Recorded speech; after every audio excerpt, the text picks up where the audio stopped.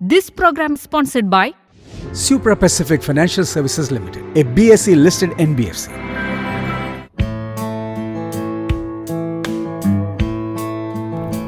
സാധാരണയായി യുദ്ധകാലത്താണല്ലോ ഗോൾഡിന്റെ റേറ്റ് കൂടുന്നത്. പക്ഷെ ഇപ്പോഴെന്താണ് നിലവിൽ അങ്ങനെ സംഭവിക്കാത്തത്?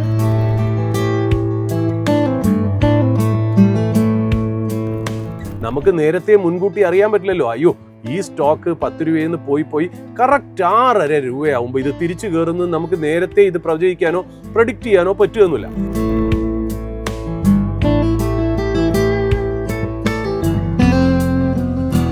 സ്റ്റോക്ക് മാർക്കറ്റ് ഇങ്ങനെ പല ന്യൂസ് കാരണം ഇങ്ങനെ മാറിക്കോട്ടെ.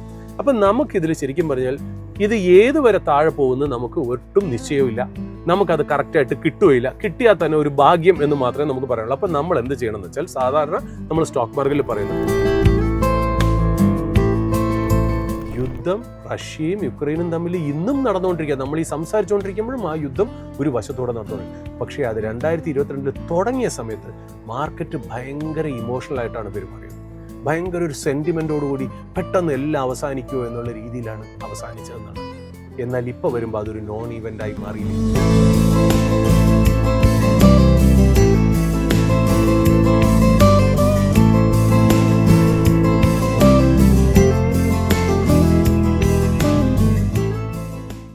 മൈഫിൻ ടിവിയുടെ സ്മാർട്ട് ഇൻവെസ്റ്റർ സ്പെഷ്യൽ എപ്പിസോഡിലേക്ക് ഏവർക്കും സ്വാഗതം.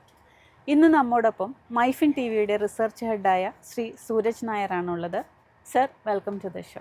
Thank you Sreepriya. സർ, ഇന്നത്തെ നമ്മുടെ ഈ എപ്പിസോഡിൽ നമ്മുടെ കസ്റ്റമർ റിലേഷൻ നമ്പറിൽ വന്നിരിക്കുന്ന പ്രേക്ഷകരുടെ കുറച്ച് എൻക്വയറീസ് ആണ്. ശരി. അപ്പോൾ അതിനുള്ള ഉത്തരമാണ് നമ്മൾ കൊടുക്കാൻ ഉദ്ദേശിക്കുന്നത്. ഇപ്പോഴത്തെ യുദ്ധത്തെ ബേസ് ചെയ്തിട്ടാണെന്ന് തോന്നുന്നു നമുക്ക് കൂടുതൽ ചോദ്യങ്ങളും വന്നിരിക്കുന്നത്. അപ്പോൾ ആദ്യമായിട്ട് ബിനോയ് ആലപ്പുഴയിൽ നിന്നും ചോദിക്കുന്നത്, സാധാരണയായി യുദ്ധകാലത്താണല്ലോ ഗോൾഡിന്റെ റേറ്റ് കൂടുന്നത്. പക്ഷെ ഇപ്പോഴെന്താണ് നിലവിൽ അങ്ങനെ സംഭവിക്കാത്തത്? ശ്രീപ്രിയ, ഇത് ശരിക്കും അങ്ങനെ ഒരു റൂളില്ല. കാര്യം ഇപ്പോൾ ഗോൾഡ് എന്ന് പറയുന്ന ഒരു പ്രോഡക്റ്റ് അല്ലെങ്കിൽ ഒരു കമ്മോഡിറ്റി, അതിനെ നമ്മൾ പ്രഷ്യസ് മെറ്റൽ ആയിട്ടാണല്ലോ പറയുന്നത്. ഈ ഗോൾഡ് നമ്മൾ പൊതുവേ അതിന് കൊടുത്തിരിക്കുന്ന ഒരു സ്റ്റേച്ചർ എന്താണ്, അതിന് കൊടുത്തിരിക്കുന്ന പരിവേഷം എന്ന് വെച്ചാൽ സ്റ്റോർ ഓഫ് വാല്യൂ അല്ലെങ്കിൽ ഹെഡ്ജ് അഗെയിൻസ്റ്റ് ഇൻഫ്ലേഷൻ എന്നാണ്. അതായത് ലോകത്ത് എന്തെങ്കിലും അൺസർട്ടനിറ്റി ഉണ്ടാവുകയാണെങ്കിൽ അതെന്തോ ആയിക്കോട്ടെ, അതൊരു യുദ്ധമാവാം, അല്ലെങ്കിൽ നമുക്ക് ഏതെങ്കിലും രാജ്യത്തിൻ്റെ കറൻസിയുടെ ഉള്ള വിശ്വാസക്കുറവുണ്ടാവാം, അല്ലെങ്കിൽ അതാത് ബാങ്കുകളെ, അതാത് രാജ്യങ്ങളിലെ സെൻട്രൽ ബാങ്ക്സിന് വിശ്വാസം ഇല്ലാതെയൊക്കെ വരുമ്പോൾ നമ്മുടെ പൈസ എവിടെ കൊണ്ട് ഇടും എന്ന് നമ്മൾ ആലോചിക്കുമല്ലോ. അതായത് ബാങ്കിലിട്ടാൽ കാര്യമില്ല, നമ്മൾ കറൻസി ആയിട്ട് കീപ്പ് ചെയ്താൽ അതിൻ്റെ വാല്യൂ ഭയങ്കരമായിട്ട് കുറയുന്നു. ഇതിനെയൊക്കെ ഒന്ന് ഹെഡ്ജ് ചെയ്യാനായിട്ടുള്ള ഒരു ടൂളായിട്ടാണ് അല്ലെങ്കിൽ ഒരു സ്റ്റോർ ഓഫ് വാല്യൂ ആയിട്ടാണ് നമ്മൾ ഗോൾഡിനെ സാധാരണ കണക്കാക്കുന്നത്. അപ്പോൾ ലോകത്ത് എന്തെങ്കിലും ഒരു പ്രശ്നം വരുമ്പോൾ നമ്മൾ ഗോൾഡിലേക്ക് പൈസ ട്രാൻസ്ഫർ ആവുന്നത് കാരണമാണ് ഗോൾഡ് കയറുന്നത്. കാര്യം എന്താ? ബേസിക് റൂള് എന്താണ്? ഫിനാൻസിൻ്റെയും എക്കണോമിക്സിൻ്റെയും ബേസിക് റൂൾ എന്താ? ഒരു പ്രോഡക്റ്റിലേക്ക് കൂടുതൽ പൈസ വരുമ്പോൾ, അതായത് ഡിമാൻഡ് കൂടുമ്പോൾ അതിൻ്റെ പ്രൈസ് ഇൻക്രീസ് ചെയ്യും. അപ്പോൾ സാധാരണ ഇങ്ങനത്തെ ഒരു അൺസർട്ടനിറ്റി, അതായത് എന്തെങ്കിലും ഒരു ഫിനാൻഷ്യൽ ക്രൈസിസോ അല്ലെങ്കിൽ യുദ്ധം പോലെയുള്ള കാര്യങ്ങൾ വരുമ്പോഴോ നമ്മുടെ അസറ്റ്സുകളിൽ പാർക്ക് ചെയ്തിരിക്കുന്ന പൈസ, പ്രത്യേകിച്ച് ഈ വക റിസ്കി അസറ്റ്സിൽ നമ്മൾ പാർക്ക് ചെയ്തിരിക്കുന്ന പൈസ നമ്മൾ അവിടുന്ന് വിഡ്രോ ചെയ്യും, അത് ഗോൾഡിലേക്ക് മാറ്റുന്നു എന്നുള്ള രീതിയിലും കൂടെയാണ് സാധാരണ നമ്മളൊരു ഇൻവെസ്റ്റ്മെൻറ്റ് വേൾഡിൽ നടക്കുന്നത്. അപ്പോൾ ഗോൾഡിനെ നമ്മൾ എന്നും നമ്മൾ കാണുന്നത് ഒരു സ്റ്റോർ ഓഫ് വാല്യൂ അല്ലെങ്കിൽ ഹെഡ്ജ് അഗെയിൻസ്റ്റ് ഇൻഫ്ലേഷൻ, അല്ലെങ്കിൽ flight of capital to A safety asset. മറ്റുള്ള കാര്യങ്ങൾക്കൊക്കെ ഒരു വിശ്വാസക്കുറവ് വരുമ്പോഴാണ് നമ്മൾ ഗോൾഡ് എന്ന് പറയുന്ന ഒരു പ്രോഡക്റ്റിലേക്ക് അല്ലെങ്കിൽ ഒരു പ്രഷ്യസ് മെറ്റലിലേക്ക് ഒരു ഇൻവെസ്റ്റ്മെൻ്റ് ആയിട്ട് നമ്മൾ അതിനെ മാറ്റുന്നത്. ബട്ട് ഇപ്രാവശ്യത്തെ ഒരു പ്രത്യേകത എന്ന് പറഞ്ഞാൽ, ശ്രീപ്രിയ അല്ലെങ്കിൽ നമ്മുടെ ഈ പ്രേക്ഷകൻ ചോദിച്ചത് വളരെ കറക്റ്റാണ്. അതായത് സാധാരണ ഗ്ലോബലി ഇതേപോലെ ഒരു വാർ ലൈക്ക് സിറ്റുവേഷൻ വരുമ്പോൾ, ഇന്നും എനിക്കറിയില്ല അതിനെ വാർ എന്ന് വിളിക്കാൻ പറ്റുന്ന രീതിയിലായോ, കാര്യം ആരും ഞങ്ങൾ യുദ്ധത്തിലാണ് എന്ന് പറഞ്ഞിട്ടില്ല. ഒരു കോൺഫ്ലിക്റ്റ് മിഡിൽ ഈസ്റ്റ് നടക്കുന്നുണ്ട്. അത് ഇറാൻ ഒരു വശത്തും മറ്റുള്ള വശത്ത് ഇസ്രായേലും US കൂടെ ചേർന്നാണെന്നുള്ള കാര്യം നമുക്കറിയാം. അപ്പോൾ ഈ ജിയോ പൊളിറ്റിക്കൽ ഇഷ്യൂ കാരണം തീർച്ചയായിട്ടും ഗ്ലോബലി റിസ്കിയർ അസറ്റ്സ് ആയിട്ടുള്ള സ്റ്റോക്ക് മാർക്കറ്റുകൾ, അതായത് സ്റ്റോക്ക് മാർക്കറ്റിലെ സ്റ്റോക്കുകൾ, അത് ഗ്ലോബലി തന്നെ നമ്മൾ നോക്കണം. ഇന്ത്യ മാത്രമല്ല, പല രാജ്യങ്ങളിലെയും സ്റ്റോക്ക് മാർക്കറ്റും സ്റ്റോക്ക് മാർക്കറ്റിലെ സ്റ്റോക്കുകളും നല്ല രീതിയിലേക്ക് താഴേക്ക് വരുന്നു. എന്തുകൊണ്ടാണ്? ആ ക്യാപിറ്റൽ, ആ റിസ്കിയർ ആയിട്ടുള്ള അസറ്റ്സിൽ പാർക്ക് ചെയ്ത ക്യാപിറ്റൽ അവിടെ നിന്ന് സെല്ല് ചെയ്ത് ഈ പൈസ എടുത്തിട്ട് നമ്മൾ പ്രതീക്ഷിക്കുന്നത് എങ്ങോട്ടാ? ഗോൾഡിലേക്ക് ഇത് ഇൻവെസ്റ്റ് ചെയ്യും എന്നുള്ള ആ പ്രത്യേകതയാണ് നമ്മൾ പ്രതീക്ഷിക്കുന്നത്. ബട്ട് ഇപ്രാവശ്യം അങ്ങനെ നടന്നില്ല എന്നുള്ളതാണ് കാരണം. ഈ നമ്മൾ നോക്കുമ്പോൾ സ്റ്റോക്കുകൾ താഴേക്ക് വരുന്നു, എന്നാൽ ഗോൾഡിൻ്റെ പ്രൈസ് നമ്മൾ പ്രതീക്ഷിച്ച പോലെ $5000 നിന്ന് 5200, 5300, 5500, $600 പെർ ഔൺസിലേക്ക് പോകുന്നില്ല. പകരം ഇന്ന് നമ്മൾ സംസാരിക്കുമ്പോൾ ഏതാണ്ട് ചെറിയ രീതിയിൽ അത് ഡൗണുമാണ്, ഏതാണ്ട് $4800 പെർ ഔൺസിലേക്ക് വന്നിരിക്കുന്നു എന്നുള്ളതാണ് അതിൻ്റെ പ്രത്യേകത. അപ്പോൾ പൊതുവേ ഇൻവെസ്റ്റ്മെൻറ്റ് വേൾഡിൽ ഇതൊരു വലിയൊരു ടോപ്പിക്, ഒരു സബ്ജക്റ്റ് ഓഫ് ഡിബേറ്റ് ആയിട്ടുണ്ട് എന്നുള്ള കാര്യം. വാർ വരുമ്പോൾ സാധാരണ നമ്മൾ വിചാരിക്കുന്നത് നേരെ പൈസ ഗോൾഡിലേക്ക് കയറണം എന്നാണ്. പക്ഷേ ഇപ്രാവശ്യം അത് നടന്നിട്ടില്ല. പകരം ആ പൈസ കൂടുതലും ഓയിൽ റിലേറ്റഡ് ആയിട്ടുള്ള അസറ്റ്, എനർജി സ്റ്റോക്കുകൾ, പവർ സ്റ്റോക്കുകളിലേക്കാണ് കൂടുതൽ കയറിയിരിക്കുന്നത് എന്നല്ല. ഞാനിത് ഇന്ത്യയുടെ മാത്രം സിറ്റുവേഷൻ എടുത്ത് പറയുകയല്ല. ലോകത്ത് ഒരു ട്രേഡ് സെറ്റപ്പ് ഉണ്ട്. അതായത് ഈ സ്വിച്ച് ഓഫ് ചെയ്യണമെങ്കിൽ ഈ ലൈറ്റ് ഓഫ് ആവണം, അല്ലെങ്കിൽ ഈ സ്വിച്ച് ഇടാൻ നിർത്തി ഈ ലൈറ്റ് കത്തണം എന്ന് പറയുന്ന ട്രഡീഷണൽ ആയിട്ടുള്ള ഒരു ട്രേഡ് സെറ്റപ്പ്. അതായത് സ്റ്റോക്സിൽ നിന്ന് പൈസ ഇറങ്ങുകയാണെങ്കിൽ അത് നേരെ ഗോൾഡിലേക്ക് കയറണം എന്ന് വിശ്വസിക്കുന്ന ഒരു ട്രേഡിനെക്കാട്ടിലും നടന്നത് ഗോൾഡിലേക്ക് കയറാതെ അത് നേരെ ഗ്ലോബലായിട്ടുള്ള, പ്രത്യേകിച്ച് US എനർജി സ്റ്റോക്കുകളിലേക്കും പവർ സ്റ്റോക്കുകളിലേക്കും കയറുകയും നല്ലൊരു വിഭാഗം പൈസ നേരെ ഓയിൽ എന്ന് പറയുന്ന കമോഡിറ്റിയിൽ കയറുന്നതും കൂടെ ആയിട്ടാണ് കാണുന്നത്. ഇങ്ങനെയാണ് സ്ഥിതിവിശേഷം പറയുന്നത്. നമുക്ക് ഇങ്ങനെ നടക്കുമായിരുന്നോ എന്ന് ചോദിച്ചാൽ നമുക്കിത് മുൻകൂട്ടി പ്രവചിക്കാനൊന്നും കഴിയുന്നില്ല. പക്ഷേ ഇപ്പം നോക്കുമ്പോൾ ഇങ്ങനൊരു ട്രേഡാണ് നടന്നത്. എന്തായിരിക്കാം കാരണം എന്ന് ചോദിച്ചു കഴിഞ്ഞാൽ, ഒരു പക്ഷേ എന്തുകൊണ്ടായിരിക്കാം ഗോൾഡ് ഇപ്പോൾ ലാസ്റ്റ് ഒരു 6 മാസം 8 മാസമായിട്ട് ഭയങ്കരമായിട്ട് കയറിയത്? നമ്മൾ സാധാരണ ഈ ഗ്ലോബൽ എക്കണോമിയെ പറയുന്നതെന്നറിയോ? ഈ എക്കണോമി ഭാവിയിൽ വരാൻ പോകുന്ന കാര്യം നേരത്തെ ഡിസ്കൗണ്ട് ചെയ്യുന്ന ഒരു സിസ്റ്റമാണ് എക്കണോമി എന്ന് പറയുന്നത്, അല്ലെങ്കിൽ ഒരു സ്റ്റോക്ക് മാർക്കറ്റ് എന്ന് പറയുന്നത്. അതായത് എന്താണോ 3 മാസം 4 മാസം 5 മാസം 6 മാസം കഴിഞ്ഞ് നടക്കാൻ പോകുന്ന ഒരു കാര്യം, അത് നേരത്തെ മാർക്കറ്റിൻ്റെ ബ്രില്യൻസിൽ അത് മനസ്സിലാക്കി. മാർക്കറ്റിന് സ്വന്തമായിട്ട് ബ്രില്യൻസ് എന്നല്ല, ഒരു സ്റ്റോക്ക് മാർക്കറ്റ് അല്ലെങ്കിൽ ഗ്ലോബൽ എക്കണോമി എന്ന് പറയുന്നത് ഒരുപാട് ഫോഴ്സസ് ആക്ട് ചെയ്യുന്ന ഒരു കാര്യമാണ്. ഞാനും അതിനകത്തൊരു സ്റ്റാൻഡുണ്ട്, ശ്രീപ്രിയയ്ക്കും സ്റ്റാൻഡുണ്ട്, നമ്മുടെ പ്രേക്ഷകർക്കും സ്റ്റാൻഡുണ്ട്. ചിലവർ ഓപ്റ്റിമിസ്റ്റിക്കാണ്, ചിലവർ പെസിമിസ്റ്റിക്കാണ്. ഇങ്ങനെ എല്ലാവരും കൂടെ ചേർന്ന് അഭിപ്രായം പറയുന്ന ഒരു ജനാധിപത്യ സംവിധാനമാണ് ഒരു സ്റ്റോക്ക് മാർക്കറ്റ് അല്ലെങ്കിൽ എക്കണോമി എന്ന്. ആ എക്കണോമി എന്ന് പറയുന്നത് മാർക്കറ്റിൽ നടക്കാൻ പോകുന്ന ഏതെങ്കിലും ഒരു കാര്യത്തിനെ അതിന് മുമ്പായിട്ട് തന്നെ അത് ഡിസ്കൗണ്ട് ചെയ്യുക എന്നുള്ളൊരു ക്യാരക്ടറും കൂടി മാർക്കറ്റിന് അല്ലെങ്കിൽ ഗ്ലോബൽ എക്കണോമിക്ക് ഉണ്ട് എന്നുള്ള. അപ്പം നമ്മൾ നോക്കുമ്പോൾ ഒരു 6-8 മാസമായി ഗോൾഡും സിൽവറും ഓൾറെഡി നന്നായിട്ട് കയറിയിരുന്നു. അപ്പം നമ്മൾ പറഞ്ഞിരുന്നത് ഒരു പക്ഷേ ലോകത്തുള്ള ഈ ടാരിഫിൻ്റെ ഇഷ്യൂസ് കൊണ്ടായിരിക്കാം ഇത് ഇത്രയും കയറിയത് എന്നാണ് നമ്മൾ വിശ്വസിച്ചത്. അപ്പോഴും ലോകത്തിനൊരു സംശയമുണ്ടായിരുന്നു. ഇപ്പോൾ എന്നെ പോലത്തെ ഒരു സാധാരണ വ്യക്തിക്കും സംശയം ഉണ്ടായിരുന്നു, ഒരു ടാരിഫിൻ്റെ കാരണത്താൽ ഇത്രയും ഗോൾഡ് വലിഞ്ഞു കയറേണ്ട കാര്യമുണ്ടോ? കരിച്ചാൽ ടാരിഫ് അൾട്ടിമേറ്റ്ലി ഇതെല്ലാ കാര്യങ്ങളും റിസോൾവ് ചെയ്യും. ഇപ്പം നമ്മൾ യുദ്ധം തുടങ്ങുന്നതിന് മുമ്പ് ശരിക്കും പറഞ്ഞാൽ ഒരുപാട് രാജ്യങ്ങളായിട്ട് അമേരിക്ക ട്രേഡ് ഡീൽ സൈൻ ചെയ്യുക എന്നുള്ള മാത്രമല്ല, ഇന്ത്യയായിട്ട് ചെറിയ ഒരു ഒരു ഗ്യാപ്പ് ഉണ്ടായിരുന്നത് പോലും നമ്മൾ അടുത്ത കാലത്ത് കവർ ചെയ്ത് നമ്മളും ട്രേഡ് ഡീൽ സൈൻ ചെയ്തിരുന്നു ഈ യുദ്ധത്തിന് മുമ്പ്. അപ്പോൾ ഈ ട്രേഡ് ടാരിഫ് അതേപോലത്തെ ട്രേഡ് റിസ്കുകൾ തീർച്ചയായിട്ടും ഗോൾഡ് കയറാൻ ഒരു കാരണമാണോ? ആണ്. പക്ഷെ അത് റിസോൾവ് ചെയ്യുന്ന ഒരു കാര്യമായതുകൊണ്ട് ഇത്രയും കയറണമായിരുന്നോ എന്ന് ചോദിച്ചാൽ അതറിയില്ല.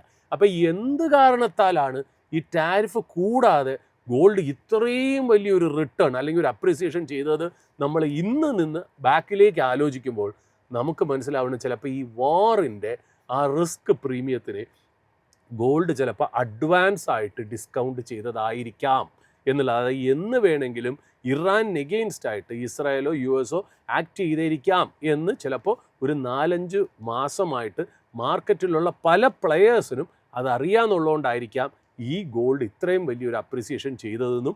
ഇപ്പോൾ ആ വാർ തുടങ്ങിയപ്പോൾ ആ നടക്കാനുള്ള കാര്യം നടന്നു കഴിഞ്ഞു.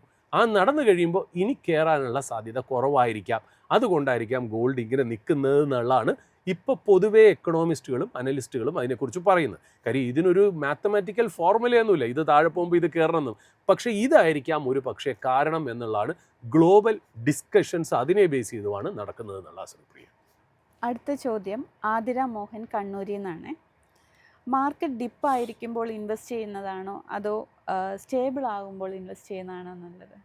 നമ്മൾ ഇപ്പം മാർക്കറ്റ് എന്ന് മാത്രമല്ല, നമ്മുടെ ജീവിതത്തിൽ ഏതൊരു അസറ്റ് ക്ലാസ് ആണെങ്കിലും അതൊരു 10 രൂപ വില കുറച്ച് നമുക്ക് ഇൻവെസ്റ്റ് ചെയ്യാൻ പറ്റിയാൽ അത് തിരിച്ച് അപ്രീഷിയേറ്റ് ചെയ്യുമ്പോൾ അത്രയും കൂടുതൽ കയറും എന്നുള്ളതാണല്ലോ നമ്മൾ താഴെ കിടക്കുന്ന ഒരു അസറ്റിന് അല്ലെങ്കിൽ ഒരു പ്രോഡക്റ്റ് അല്ലെങ്കിൽ ഒരു എന്തെങ്കിലും ഒരു ഐറ്റത്തിന് അതിൻ്റെ ഇൻട്രിൻസിക് വാല്യൂ, അതിന് പറഞ്ഞിട്ടുള്ളൊരു വാല്യൂവിനെക്കാട്ടിലും താഴേക്ക് നമുക്ക് മേടിക്കാൻ പറ്റിയാൽ നമുക്ക് മുകളിലേക്ക് നല്ല രീതിയിൽ പ്രോഫിറ്റ് ഉണ്ടാക്കാൻ പറ്റും എന്നുള്ളത് മാത്തമാറ്റിക്കലി പ്രൂവൺ ആയിട്ടുള്ളൊരു കാര്യം തന്നെയാണ്. അതുകൊണ്ട് സ്റ്റോക്സ് എപ്പോഴും ഒരു ഡിസ്കൗണ്ടിൽ കിട്ടുമ്പോൾ അല്ലെങ്കിൽ അതിൻ്റെ ഒരു ഇൻട്രിൻസിക് വാല്യൂ എന്ന് പറഞ്ഞാൽ അത് ഡിമാൻഡ് ചെയ്യുന്ന ഒരു ഒറിജിനൽ വാല്യൂ, ആ റിയൽ വാല്യൂവിനെക്കാട്ടിലും ഒരു ഡിസ്കൗണ്ടിൽ മേടിക്കുക എന്ന് പറയുന്നത് വളരെ നന്നായിട്ടുള്ള ഒരു കാര്യം തന്നെയാണ്. കാര്യം അത് ഡിസ്കൗണ്ടിൽ ഒരു സാധനം കിട്ടുമ്പോൾ നമുക്കത് വേറൊരാൾക്ക്, അതായത് സ്റ്റോക്ക് നമ്മൾ മേടിക്കുന്നു അല്ലേ, ഒരു വിലയ്ക്ക് നമ്മൾ മേടിക്കുന്നു, നമുക്ക് എപ്പോഴാണ് പ്രോഫിറ്റ് കിട്ടുന്നത്? നമ്മൾ ഈ മേടിച്ച സ്റ്റോക്കിനെ നമ്മൾ റീസെല് ചെയ്യും, എവിടെയെങ്കിലും വേറൊരാൾക്ക് നമ്മൾ കൈമാറി ഇത് വിൽക്കുമ്പോഴാണ് നമുക്ക് ആ പ്രോഫിറ്റ് കിട്ടുന്നത്. അപ്പോൾ വേറൊരാൾ പ്രോഫിറ്റിൽ മേടിക്കണം അല്ലേ. നമ്മളപ്പോൾ ഒരു കാര്യത്തിൻ്റെ കോസ്റ്റ് 10 രൂപയാണ്, നമ്മളത് 15 രൂപയ്ക്ക് വിൽക്കണമെങ്കിൽ 10 രൂപയ്ക്ക് മേടിക്കുന്ന സാധനം 15 രൂപയ്ക്ക് വിൽക്കുമ്പോൾ നമുക്ക് 5 രൂപ പ്രോഫിറ്റാണ് കിട്ടുന്നത്. ബട്ട് 10 രൂപയുടെ സാധനം നമുക്ക് 8 രൂപയ്ക്ക് കിട്ടുമ്പോൾ നമ്മൾ ആ 8 രൂപയ്ക്ക് മേടിച്ചിട്ട് 15 രൂപയ്ക്ക് വിൽക്കുമ്പോൾ നമുക്ക് എത്ര രൂപയാണ് പ്രോഫിറ്റ് കൂടുതൽ കിട്ടുന്നതെന്ന് നമുക്ക് മനസ്സിലായല്ലോ. അതൊരു മാത്തമാറ്റിക്കലായിട്ടുള്ള കാര്യമുണ്ട്. തീർച്ചയായിട്ടും ഡിസ്കൗണ്ടിൽ മേടിക്കുന്നത് തന്നെയാണ് ഏറ്റവും നല്ലത്. പക്ഷേ ഈ നമ്മുടെ വ്യൂവർ ചോദിച്ചതിന് വേറൊരു ആംഗിളും കൂടെ ഉണ്ടാകും. അതായത് നമ്മൾ ഒരു താഴോട്ട് വീണുകൊണ്ടിരിക്കുന്ന സാധനം, അതിൻ്റെ ഒരു പ്രൈസിൻ്റെ ലെവൽ എവിടെയാണെന്ന് അറിയില്ല. അതായത് നമ്മൾ നോക്കുമ്പോൾ 10 രൂപയ്ക്ക് വിലയുള്ള ഒരു സാധനം ആദ്യം 9 രൂപയാവുന്നു, ആദ്യം 8 രൂപയാവുന്നു, 7 രൂപയാവുന്നു. അപ്പം നമ്മൾ ചോദിച്ചിരുന്നു 3 രൂപ ഡിസ്കൗണ്ട് കിട്ടിയല്ലോ, നമുക്കിപ്പം മേടിച്ചേക്കാം എന്ന് പറഞ്ഞ് മേടിക്കാനായിട്ട് പോകുമ്പോൾ 7 എന്നുള്ളത് 6 ആവുന്നു, 6 എന്നുള്ളത് 5 ആവുന്നു എന്നുള്ളത്. അതായത് നമ്മൾ സാധാരണ ഇംഗ്ലീഷിൽ ഒരു ചൊല്ലുണ്ട്, falling knife, never catch a falling knife. താഴോട്ട് വീഴുന്ന ഒരു കത്തിയെ കയറി പിടിക്കരുത്. കാര്യം അതിൽ എവിടെയാണ് പിടിക്കാൻ പോകുന്നത്, നമ്മുടെ കൈക്ക് മുറിവുണ്ടാവുമോ എന്നുള്ളൊരു സംശയം നമുക്ക് ഉണ്ടാവുന്നില്ല. അപ്പോൾ ചിലപ്പോൾ ഒരു പക്ഷേ നമ്മുടെ വ്യൂവർ ചോദിക്കുന്നത് ഇങ്ങനെ അൺസർട്ടൺ ആയിട്ട് ഇങ്ങനെ താഴോട്ട് പോയിക്കൊണ്ടിരിക്കുന്ന മാർക്കറ്റിൽ ചാടിക്കേറി ഇൻവെസ്റ്റ് ചെയ്യുന്നതാണോ നല്ലത്, അല്ലെങ്കിൽ ഇത് എവിടെയെങ്കിലും വന്ന് നിന്ന് ഒരു സ്റ്റെബിലിറ്റി ആയതിനു ശേഷം മേടിക്കുന്നതിലാണോ നല്ലത് എന്നുള്ള ഒരു സബ് ടെക്സ്റ്റും കൂടെ ഈ ചോദ്യത്തിലുണ്ട് എന്നുള്ളതാണ് ഞാൻ മനസ്സിലാക്കുന്നത്. പക്ഷേ ഇതിലൊരു കാര്യം എന്ന് വെച്ചാൽ എന്നും നമുക്കൊരു കാർഡിനൽ റൂൾ എന്താ, അല്ലെങ്കിൽ ഒരു യൂണിവേഴ്സൽ ട്രൂത്ത് എന്താ, എത്രയും കൂടുതൽ ഡിസ്കൗണ്ടിൽ മേടിക്കുന്നു അത്രയും കൂടുതൽ പ്രോഫിറ്റിൽ ഒരു നോർമൽ കണ്ടീഷൻ എത്തുമ്പോൾ നമുക്ക് പ്രോഫിറ്റ് കൂട്ടിയിട്ട് നമുക്ക് വിൽക്കാൻ പറ്റും എന്നുള്ളൊരു കണ്ടീഷനിലാണ് മേടിക്കുന്നത്. ബട്ട് മാർക്കറ്റിൽ ഏറ്റവും വലിയ പ്രശ്നം വെച്ചാൽ ഇതിൻ്റെ ബോട്ടം എവിടെയാണ്, അതായത് ഡിസ്കൗണ്ട് ഏതുവരെ കിട്ടും എന്നുള്ള രീതിയെക്കുറിച്ച് നമുക്ക് യാതൊരു നിശ്ചയമില്ല. നമ്മളിപ്പോൾ സംസാരിച്ചുകൊണ്ടിരിക്കുമ്പോൾ വേണമെങ്കിൽ മാർക്കറ്റ് തിരിച്ച് റിക്കവർ ചെയ്യാം, അല്ലെങ്കിൽ നമ്മളിനി ഒരാഴ്ച സംസാരിച്ചിരുന്നാലും മാർക്കറ്റ് റിക്കവർ ചെയ്യാതിരിക്കാം, ഒരു മാസത്തേക്ക് വീണ്ടും മാർക്കറ്റ് താഴേക്ക് പോകാം. അപ്പം നമുക്ക് ഇതിനൊരു ഡെഫിനിറ്റ് ആയിട്ടുള്ള റൂളില്ല. നമ്മൾ സാധാരണ ഹ്യൂമൻ ബീയിങ്സ് ആണ്, നമുക്ക് പെർഫെക്റ്റ് ആയിട്ടുള്ളൊരു ഡിസിഷൻ എടുക്കാനും പറ്റില്ല. നമുക്ക് നേരത്തെ മുൻകൂട്ടി അറിയാൻ പറ്റില്ലല്ലോ, അയ്യോ ഈ സ്റ്റോക്ക് 10 രൂപയിൽ നിന്ന് പോയി കറക്റ്റ് 6.5 രൂപയാകുമ്പോൾ ഇത് തിരിച്ചു കയറുന്നത് നമുക്ക് നേരത്തെ ഇത് പ്രവചിക്കാനോ പ്രഡിക്റ്റ് ചെയ്യാനോ പറ്റുമെന്നില്ല. അപ്പം നമ്മൾ എന്താ ചെയ്യേണ്ടതെന്ന് വെച്ചാൽ, സാധാരണ നമ്മൾ സ്റ്റോക്ക് മാർക്കറ്റിൽ പറയുന്ന ഒരു കാര്യമുണ്ട്, ഒന്നില്ലെങ്കിൽ നിങ്ങൾക്ക് കംഫർട്ട് ഇല്ല എന്നുണ്ടെങ്കിൽ കാര്യങ്ങളൊക്കെ സെറ്റിലായതിനു ശേഷം നിങ്ങൾക്ക് സമാധാനം വന്ന ഒരു സമയത്ത് മാത്രം നിങ്ങൾ വന്നാൽ മതി. കാര്യം ഒരാഴ്ച കൊണ്ടോ ഒരു ദിവസം കൊണ്ടോ സ്റ്റോക്ക് മാർക്കറ്റിൻ്റെ ഗതി നിശ്ചയിക്കില്ല. ഇനി ഇവിടുന്ന് മാർക്കറ്റ് റിക്കവർ ചെയ്താൽ പോലും വേറെ ഒരാൾക്ക് പുതിയതായിട്ട് വരുന്നവർക്ക് പൈസ ഉണ്ടാക്കാൻ പറ്റൂല എന്നുള്ളതൊന്നുമില്ല. കാര്യം അങ്ങനെയാണെങ്കിൽ പുതിയ ആൾക്കാർ വരില്ലല്ലോ. അങ്ങനെയാണെങ്കിൽ ഏറ്റവും ഡിസ്കൗണ്ടായിട്ട് പണ്ട് മേടിച്ച ആൾക്കാരായിരിക്കണമല്ലോ ഏറ്റവും കൂടുതൽ കാശ് ഉണ്ടാക്കിയത്. അങ്ങനെയൊന്നും റൂളൊന്നുമില്ല. ബട്ട് നമ്മൾ എന്താ തീരുമാനിക്കേണ്ടതെന്ന് വെച്ചാൽ, നമ്മൾ സാധാരണ ഇതിനകത്ത് ഏറ്റവും എനിക്ക് ബേസിക്കായിട്ട് പറയാനുള്ളത്, എൻ്റെ ഒരു 30 കൊല്ലത്തെ എക്സ്പീരിയൻസിൽ ആൾക്കാർ സ്റ്റോക്ക് മാർക്കറ്റിനെ ശരിക്കും പറഞ്ഞാൽ ഒരു ബിസിനസ്സായിട്ട് കൺസിഡർ ചെയ്യില്ല. സ്റ്റോക്ക് മാർക്കറ്റിൻ്റെ ബിസിനസ് എന്നല്ല, ഒരു സ്റ്റോക്കിനെ ബിസിനസ്സായിട്ട് കൺസിഡർ ചെയ്തില്ല. അതായത് സ്റ്റോക്ക് എന്ന് പറയുന്നത് എന്താ, ഇപ്പം നമ്മൾ ഒരു ബിസിനസ് ചെയ്യുന്നു, ആ ബിസിനസ്സിൽ നമ്മുടെ ഓണർഷിപ്പ് ഒരു സ്റ്റോക്ക് വഴിയാണ് ഹോൾഡ് ചെയ്യുന്നത് അല്ലേ. നമ്മൾ ആ ഒരു ബിസിനസ് തുടങ്ങി, ആ ബിസിനസ്സിൻ്റെ 100% സ്റ്റോക്ക് ഞാനും എൻ്റെ ഫാമിലിയുമാണ് ഹോൾഡ് ചെയ്യണമെന്ന് വെച്ചാൽ എല്ലാവർക്കും അതിൽ ഷെയർ ഉണ്ട് എന്നുള്ളതിലർത്ഥം. നമ്മളൊരു പാർട്ട്ണർഷിപ്പ് ബിസിനസ്സിനെ കുറിച്ച് ആലോചിക്കുക. എന്താണ് പാർട്ട്ണർഷിപ്പ്? 50% എ എന്ന് പറയുന്ന വ്യക്തിക്ക്, 50% ബി എന്ന് പറയുന്ന വ്യക്തി, രണ്ടുപേരും ഒരേപോലെ ഹോൾഡ് ചെയ്യണം. അപ്പോൾ 50 എന്നുള്ളൊരു കണക്ക് വരുന്നല്ലോ. എന്താണ് ആ കണക്ക്? ആ കണക്ക് എന്ന് പറയുന്നതാണ് നമ്മുടെ ഷെയർ അല്ലെങ്കിൽ നമ്മുടെ സ്റ്റോക്ക് ഓഫ് ദാറ്റ് ബിസിനസ് എന്നുള്ള രീതിയിൽ പറയാം. അപ്പം നമ്മൾ ഈ കാണുന്നതൊക്കെ ഒരു ബിസിനസ്സാണ്.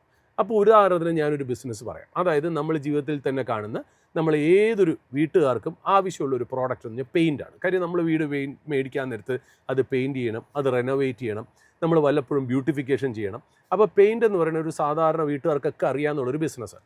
അതിലേറ്റവും വലിയ പെയിൻറ്റ് കമ്പനിയും നമുക്ക് പോപ്പുലറായിട്ട് അറിയാവുന്ന പെയിൻറ്റ് കമ്പനിയും ഏഷ്യൻ പെയിൻറ്റ്സ് എന്ന് പറയുന്ന പെയിൻറ്റ് കമ്പനിയാണ്. ഏഷ്യൻ പെയിൻറ്റ്സ് കൂടാതെ തന്നെ നമുക്ക് അക്സോ നോബൽ ഉണ്ട്, ബർജർ പെയിൻറ്റ്സ് ഉണ്ട്, JSW പെയിൻറ്റ്സ് ഉണ്ട്, ബിർള ഓപ്പസ് ഉണ്ട്, ഇൻഡിഗോ പെയിൻറ്റ്സ് ഉണ്ട്, MRF ഉണ്ട്. അങ്ങനെ പല രീതിയിലുള്ള പെയിൻറ്റ് ഉണ്ടെങ്കിലും ഞാൻ ഇന്ത്യയിലെ ഏറ്റവും ലാർജസ്റ്റ് കമ്പനി ആയിട്ടുള്ള ഏഷ്യൻ പെയിൻറ്റ്സിൻ്റെ ഉദാഹരണം എടുക്കുന്നു. ഈ ഏഷ്യൻ പെയിൻറ്റ്സ് എന്ന് പറയുന്ന ആ ഒരു ബിസിനസ് ഉണ്ടല്ലോ, ആ ഒരു കച്ചവടം നമുക്കറിയാലോ. ഓൾ ഇന്ത്യ ലെവലിൽ എവിടെ നമ്മൾ ഇവിടുന്ന് ട്രാവൽ ചെയ്ത് പോയാലും ഏഷ്യൻ പെയിൻറ്റ്സിൻ്റെ പെയിൻറ്റ് കാണും. നമ്മൾ ആരെടുത്ത് ചോദിച്ചാലും ഒരു പക്ഷേ അവരടിച്ചിരിക്കുന്നത് അവരുടെ മതിൽ ഉപയോഗിച്ചിരിക്കുന്ന പെയിൻറ്റ് ഏഷ്യൻ പെയിൻറ്റ്സ് ആവാനും ചാൻസ്. ഈ ഏഷ്യൻ പെയിൻറ്റ് എന്ന് പറയുന്ന ബിസിനസ്സിന് ഒരു റവന്യൂ ഉണ്ട്, ഒരു സെയിൽസ് ഉണ്ട്. അത് കഴിഞ്ഞ് ആ ബിസിനസ്സിൽ അവർക്ക് കുറച്ച് എക്സ്പെൻസസ് ഉണ്ട്. ഈ റവന്യൂവിൽ നിന്നും ഈ എക്സ്പെൻസ് മൈനസ് ചെയ്യുമ്പോൾ നമുക്ക് കിട്ടുന്നതാണ് പ്രോഫിറ്റ് എന്ന് പറയുന്നത്. അതേപോലെ ഒരുപാട് ഫിനാൻഷ്യൽ പാരാമീറ്റേഴ്സ് ഒരു ബിസിനസ്സിനെ സംബന്ധിച്ചുണ്ട്. അപ്പോൾ അതിനൊരു വാല്യുവേഷൻ ഉണ്ട്. ആ ഒരു വാല്യുവേഷൻ വെച്ച് നോക്കുമ്പോൾ ആ ഏഷ്യൻ പെയിൻറ്റ്സിൻ്റെ ടോട്ടലായിട്ട് വാല്യൂ എന്താണെന്ന് നമുക്ക് കണ്ടുപിടിക്കാനുള്ള ടൂൾസുകളുണ്ട്. അത് വെച്ച് നോക്കുമ്പോൾ ആ total value divided by Asian പെയിൻറ്റ്സിൻ്റെ ടോട്ടൽ നമ്പർ ഓഫ് ഷെയർസ് എത്രയെന്ന് നോക്കുമ്പോൾ ഒരു ഏഷ്യൻ പെയിൻറ്റിൻ്റെ വില നമുക്ക് കിട്ടും. ഞാനിത് പറയുന്നത് എക്സാക്റ്റ് ആയിട്ടല്ല, ഞാനൊരു സിംപ്ലിസ്റ്റിക് ഫോമായിട്ട് നമ്മുടെ പ്രേക്ഷകരുടെ മുന്നിൽ അവതരിപ്പിക്കുന്നുണ്ട്. അപ്പോൾ ഏഷ്യൻ പെയിൻറ്റ്സിൻ്റെ നമ്മൾ അതിൻ്റെ ബിസിനസ് വെച്ചിട്ട് അതിൻ്റെ റവന്യൂ, അതിൻ്റെ എക്സ്പെൻസ്, അതിൻ്റെ പ്രോഫിറ്റ്, മറ്റുള്ള എല്ലാ കാര്യങ്ങളും, എത്ര കപ്പാസിറ്റി ഉണ്ടാക്കണോ, എന്ത് ചെയ്യണോ, മാർക്കറ്റ് ഷെയർ, ഇങ്ങനെയുള്ള എല്ലാ കാര്യങ്ങളും നമ്മൾ നോക്കിയിട്ട് നമ്മളൊരു വാല്യൂ അതിന് അസൈൻ ചെയ്യണം. അതായത് ഏഷ്യൻ പെയിൻറ്റ്സിൻ്റെ ഒരു സ്റ്റോക്കിന് വില വരാവുന്നത് 100 രൂപയാണെന്ന് വിചാരിക്കും. 100 രൂപയാണെന്ന് വിചാരിക്കും. മാർക്കറ്റ് നല്ല സമയമായപ്പോൾ ഈ 100 രൂപയുടെ ഷെയർ ഈ ഷെയറിന് ഡിമാൻഡ് ഉള്ളുണ്ട്. അതായത് ഈ ഏഷ്യൻ പെയിൻറ്റ്സ് വീണ്ടും വീണ്ടും നല്ല രീതിയിൽ പ്രോഫിറ്റ് ഉണ്ടാക്കും എന്ന് വിചാരിച്ച് ആൾക്കാർ അതിനൊരു പ്രീമിയം കൊടുത്ത് വാങ്ങിക്കുന്നു. 101, 102, 103 അങ്ങനെയാണ് ഷെയർ മുകളിലേക്ക് പോകുന്നത്. ഇന്നത്തെ സിറ്റുവേഷനിൽ ഏതാ 100 രൂപ ഒരു ബേസിക് വില വരാമെന്നുള്ള ആ ഒരു ഏഷ്യൻ പെയിൻറ്റ്സിൻ്റെ സ്റ്റോക്ക് 110, 112 ട്രേഡ് ചെയ്തുകൊണ്ടിരുന്ന മാർക്കറ്റിൽ. കാര്യം മേടിക്കുന്ന ആൾക്കാർ എന്തുകൊണ്ട് 110 മേടിക്കുന്നു? ശരിക്കും ഇതിൻ്റെ വാല്യൂ 120 ആവണം എന്ന് വിശ്വസിച്ച്, അതായത് 2 കൊല്ലം കഴിയുമ്പോൾ 120 ആവും, അല്ലെങ്കിൽ 130 ആവും, 150 ആവുമെന്ന് വിചാരിച്ച് 100 ആണെങ്കിൽ പോലും 102, 110, 109 ഒക്കെ അവർ മേടിക്കുന്നു എന്നുള്ളതാണ് ഒരു ഷെയർ മുകളിലേക്ക് പോകാനുള്ള ആ ഒരു കാരണം. എന്നാൽ ഇപ്പോൾ സംഭവിക്കുന്നത് എന്താ? മാർക്കറ്റിലെ അൺസർട്ടനിറ്റി കാരണം ആൾക്കാർ ഇതിനെ സെല്ല് ചെയ്യുന്നു. ഡിമാൻഡില്ല. നേരത്തെ ഡിമാൻഡ് ഉള്ളപ്പോൾ മുകളിലേക്ക് പോയി. ഇപ്പോൾ ഡിമാൻഡില്ല, പകരം സപ്ലൈ ആണ്. ആൾക്കാർ വിറ്റുകൊണ്ടിരിക്കുകയാണ്. നമ്മളതൊരു റിയൽ എസ്റ്റേറ്റ് പ്രോപ്പർട്ടി ആയിട്ട് തന്നെ നമ്മൾ മനസ്സിലാക്കുക. അപ്പോൾ 100 എന്നുള്ളത് 109 അല്ല, 100 എന്ന് പറയുന്നത് 110 എന്നുള്ളത് 109, 8 അത് നേരെ 100 വന്നു.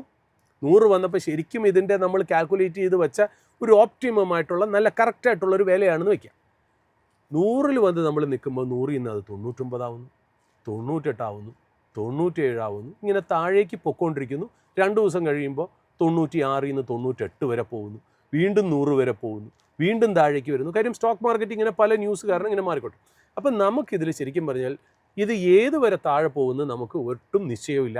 നമുക്കത് കറക്റ്റായിട്ട് കിട്ടുകയില്ല. കിട്ടിയാൽ തന്നെ ഒരു ഭാഗ്യം എന്ന് മാത്രമേ നമുക്ക് പറയാനുള്ളൂ. അപ്പം നമ്മൾ എന്ത് ചെയ്യണമെന്ന് വെച്ചാൽ, സാധാരണ നമ്മൾ സ്റ്റോക്ക് മാർക്കറ്റിൽ പറയുന്നത്, നിങ്ങൾക്ക് 100 എന്ന് പറയുന്ന ഒരു ഫിഗർ കംഫർട്ടബിൾ പ്രൈസായിട്ട് തോന്നിയല്ലോ, അതിൻ്റെ ഒരു ഒറിജിനൽ വാല്യൂ ആയേക്കാം എന്ന് നിങ്ങളുടെ കാൽക്കുലേഷൻ പറയുന്നുണ്ടെങ്കിൽ നമുക്ക് ആലോചിക്കാം. ഒരു 96, 95 ഒരു നല്ല പ്രൈസാണ്. 96, 95 രൂപയ്ക്ക് ഞാൻ മേടിക്കാം. ചിലപ്പോൾ ഇത് 94, 93 ഒക്കെ പോവും. അത് നമ്മൾ നോക്കിയിട്ട് കാര്യമില്ല. നമുക്കൊരു കംഫർട്ടബിളായിട്ട് 100-ൽ നിന്ന് 5 രൂപ അല്ലെങ്കിൽ 5% ഡിസ്കൗണ്ട് കിട്ടി എന്ന് വിശ്വസിച്ചിട്ട് നമുക്ക് 90-ലും 96-ലും 95-ലും മേടിച്ച് നമുക്ക് സമാധാനിക്കാം. 93, 92 പൊക്കോട്ടെ. പക്ഷേ മാർക്കറ്റ് തിരിച്ചു കയറുമ്പോൾ നമുക്ക് 110-ൽ വിൽക്കാലോ എന്ന് ആലോചിച്ച് നമ്മൾ മേടിക്കുകയാണെങ്കിൽ വലിയ കുഴപ്പമില്ല. കാര്യം ഞാൻ അതിൽ വേറൊരു ഉദാഹരണമായിട്ട് ഞാൻ പറയാം. കാര്യം ഇങ്ങനെ ഒരു വലിയൊരു കൺഫ്യൂഷൻ ഉണ്ട്. നമ്മൾ ഒരു കടയിൽ ചെല്ലുന്നു, അതായത് ഒരു വൈറ്റ് ഗുഡ്സ് വിൽക്കുന്ന കടയിൽ, അതായത് TV, ഫ്രിഡ്ജ്, ഹോം അപ്ലയൻസസ് ഒക്കെ വിൽക്കുന്ന കടയിൽ ചെല്ലുന്നു. നമ്മൾ ആ കടയിൽ ചെന്ന് ചോദിക്കുമ്പോൾ ഒരു TV, ഒരു 32 ഇഞ്ച് TVയോ 55 ഇഞ്ച് LED TVയോ കണ്ടിട്ട് നമ്മൾ ചോദിക്കുന്നു ഇതെന്താ വില എന്ന് ചോദിക്കും. അപ്പോൾ കടയിലെ സെയിൽസ്മാൻ നമ്മുടെ അടുത്ത് പറയുന്നു 40,000 രൂപയാണ്, നമുക്ക് കുറച്ച് ഡിസ്കൗണ്ട് നോക്കാം എന്ന് പറയും. അപ്പോൾ നമ്മൾ കണ്ടിഷ്ടപ്പെട്ടു എന്നുണ്ടെങ്കിൽ നമ്മൾ ചോദിക്കും എത്രയ്ക്ക് തരും? അപ്പോൾ അവർ പറയണത് ഒരു 38 ആണെങ്കിൽ സാറിന് ഇപ്പം തന്നെ അത് നമ്മൾ തരാം. അപ്പോൾ നമ്മളോട് 38 കുറച്ചുകൂടി ഒന്ന് പോവുമോ? കാര്യം അവൻ 38 എന്ന് പറഞ്ഞിരിക്കുന്ന ആ മെൻ്റൽ ബാരിയറിൽ നിന്ന് നമ്മൾ വീണ്ടും നോക്കുകയാണ്. അപ്പോൾ സാറേ 37,500 ഇനി എന്തെങ്കിലും കൂടെ കുറയുമോ എന്നൊന്ന് നോക്കൂ. നമ്മൾ ലാസ്റ്റ് പറയണം 37 എന്ന് പറയണു, നമ്മൾ കാശ് കൊടുക്കുന്നു, അത് മേടിച്ചുകൊണ്ട് പോകുന്നു. നമ്മൾ വളരെ സാറ്റിസ്ഫൈഡ് ആയിട്ടാണ് വീട്ടിലോട്ട് പോകുന്നത്. കാര്യം 40 രൂപ വിലയുള്ള സാധനം നമ്മൾ ഏതാണ്ട് 37 രൂപയ്ക്ക് 3000 രൂപ ഡിസ്കൗണ്ടിൽ മേടിച്ചു. അവരെനിക്ക് 38 തരാമെന്ന് പറഞ്ഞ് ഞാൻ വീണ്ടും 1000 രൂപ കുറച്ച് മേടിച്ച് ഞാൻ കൊണ്ടുപോയി. നമ്മുടെ മാനസികാവസ്ഥ എന്തായിരിക്കും? നമ്മൾ പോകുമ്പോൾ പറയണമെന്ന് വെച്ചാൽ എനിക്ക് നല്ല ഡിസ്കൗണ്ട് കിട്ടി, ഞാൻ സാറ്റിസ്ഫൈഡ് ആണ്. ചിലപ്പോൾ നമ്മൾ പോയി കഴിഞ്ഞ് വേറൊരു വ്യക്തി ഇത് 36,500 മേടിച്ചാണ്. ചാൻസ് ഇല്ല. കാര്യം അയാൾ കുറച്ചുകൂടി നന്നായിട്ട് നെഗോഷിയേറ്റ് ചെയ്യോ, അല്ലെങ്കിൽ ആ വ്യക്തിക്ക് ഈ സെയിൽസ്മാനെ അറിയോ, അല്ലെങ്കിൽ ഈ കടക്കാരായിട്ട് ബന്ധമുണ്ടോ എന്ന് ചോദിക്കണമെങ്കിൽ ചിലപ്പോൾ ഒരു എക്സ്ട്രാ ഡിസ്കൗണ്ടും കൂടെ അദ്ദേഹത്തിന് കൊടുത്തു കാണാം. അദ്ദേഹത്തിന് നമ്മളെക്കാളുള്ള ഒരു ബെനിഫിറ്റ് കൂടുതൽ കിട്ടിക്കാണാനുള്ള സാധ്യത വളരെ വലുതായിട്ടുണ്ട്. പക്ഷേ നമ്മളത് ബോധർ ചെയ്യേണ്ട കാര്യമുണ്ടോ? നമ്മളെ സംബന്ധിച്ച് നമുക്ക് കിട്ടിയത് നമ്മുടെ കാശ് വെച്ച് നോക്കുമ്പോൾ ഡിസ്കൗണ്ട് ആണ് എന്ന് മനസ്സിലാക്കിയാൽ നമ്മുടെ മനസ്സിനെ പാകപ്പെടുത്തി എടുത്തു കഴിഞ്ഞാൽ നമുക്കതൊരു ബുദ്ധിമുട്ടില്ല. അതേപോലെ സ്റ്റോക്ക് മാർക്കറ്റിലും അങ്ങനെയാണ്. അപ്പോൾ 100 രൂപയുടെ ഒരു സ്റ്റോക്ക് അത് 110, 112, 114, 120 ഒക്കെ പോയിരുന്ന ഒരു സമയമുണ്ടായിരുന്നു. പക്ഷേ ഇപ്പോൾ പല കാരണങ്ങൾ കൊണ്ട് 100-ൽ നിന്നും അടിഞ്ഞത് താഴേക്ക് വരുമ്പോൾ നമ്മളൊരു പ്രൈസ് ഫിക്സ് ചെയ്ത് മേടിക്കുന്നു. ഇനി താഴെ പോയാലും ഞാൻ കുറച്ച് നാളത്തേക്ക് നോക്കില്ല. നമ്മൾ അത് പോയി എന്ന് പറഞ്ഞപ്പോൾ നമ്മൾ അതിനെ ഞാൻ കുറച്ചുകൂടി റിയലിസ്റ്റ്, ഞാൻ ഈ ക്വസ്റ്റ്യൻ ഞാൻ വളരെ സമയമെടുത്ത് പറയണമെന്ന് വെച്ചാൽ വളരെ ഇമ്പോർട്ടൻ്റ് ആയിട്ടുള്ള, നമുക്ക് നമ്പർ ഓഫ് ക്വസ്റ്റ്യൻസ് ആൻസർ ചെയ്യുന്നതിനേക്കാളും ഒരു ക്വസ്റ്റ്യനെങ്കിലും കറക്റ്റായിട്ട് മനസ്സിലാക്കി കൊടുക്കുക എന്നുള്ളതാണല്ലോ നമുക്ക് ഇമ്പോർട്ടൻ്റ് ആയിട്ട് വരട്ടെ. അപ്പോൾ നമുക്ക് ആ ഒരു കാര്യത്തിലേക്ക് നമ്മൾ നോക്കാം. നമ്മുടെ കയ്യിൽ ഒരു റിയൽ എസ്റ്റേറ്റ് പ്രോപ്പർട്ടി ഉണ്ടെന്ന് വിചാരിക്കുക. അതിന് 1,00,000 രൂപയാണ് സെൻറ്റിനെന്ന് വയ്ക്കുക.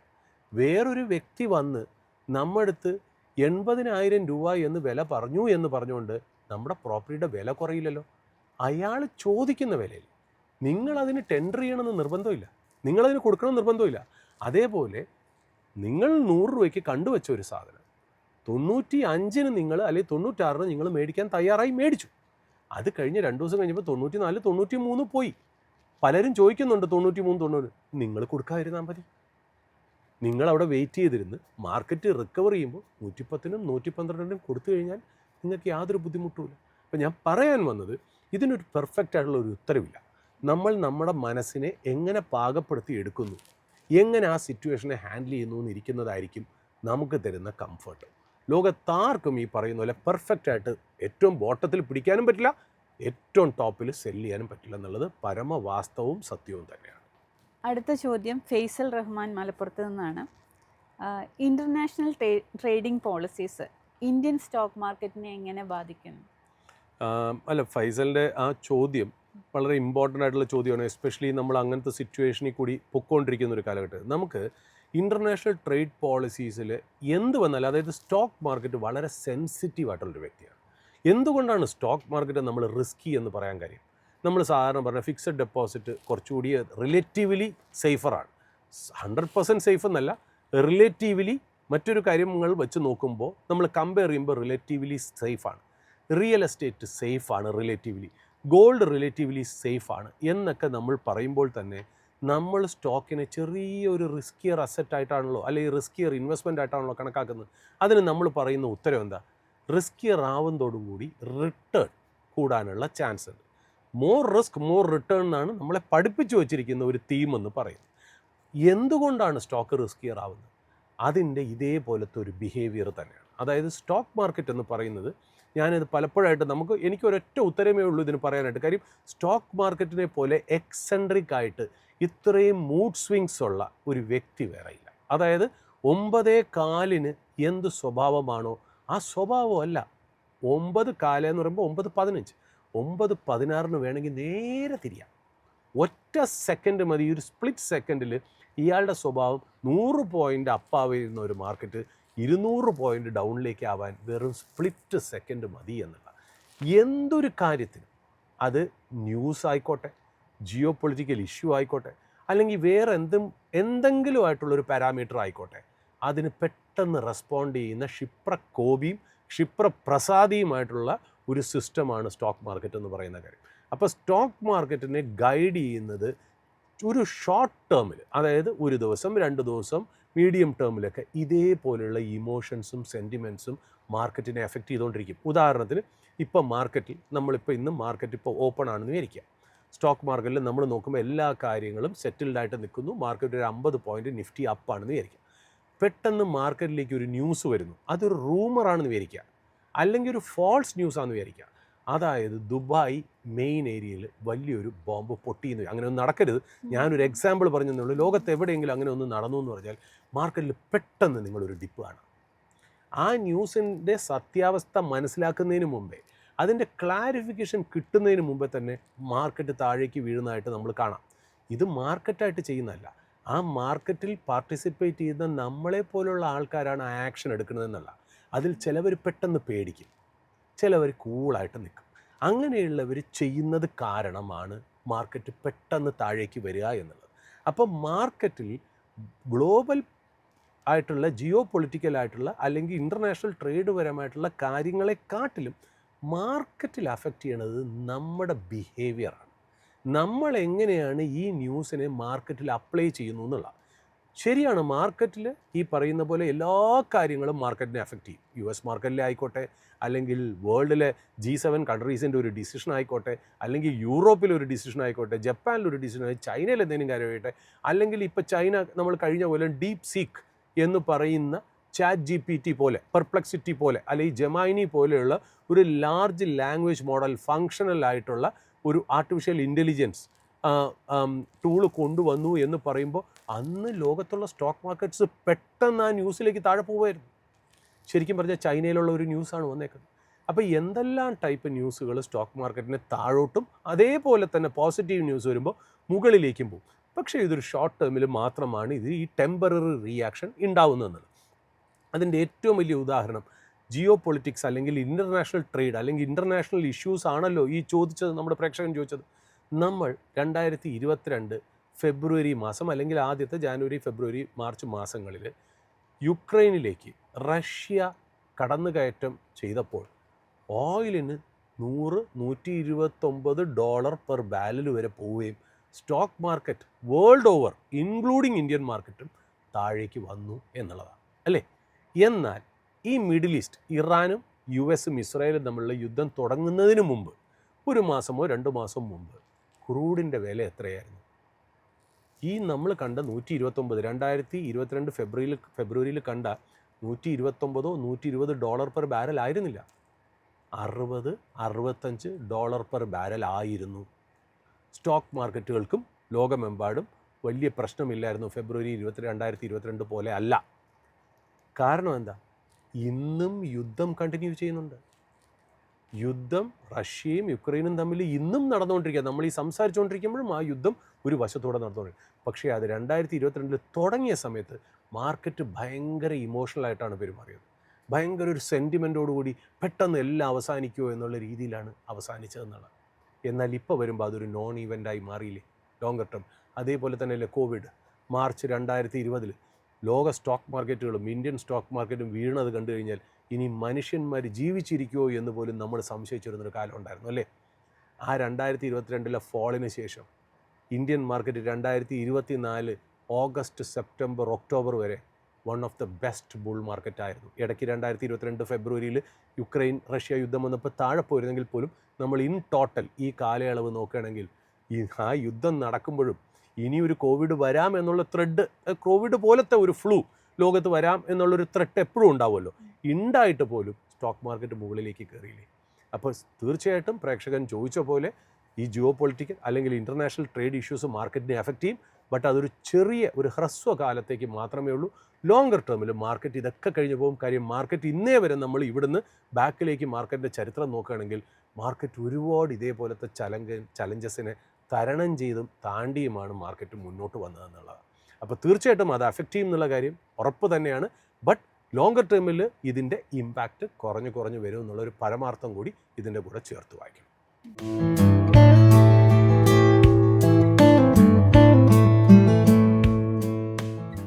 This program is sponsored by Supra Pacific Financial Services Limited, a BSE listed NBFC. എളുപ്പത്തിൽ സമ്പാദ്യം വളർത്താം. ഇന്ന് തന്നെ മൈഫിൻ TV ആപ്പ് ഡൗൺലോഡ് ചെയ്യൂ.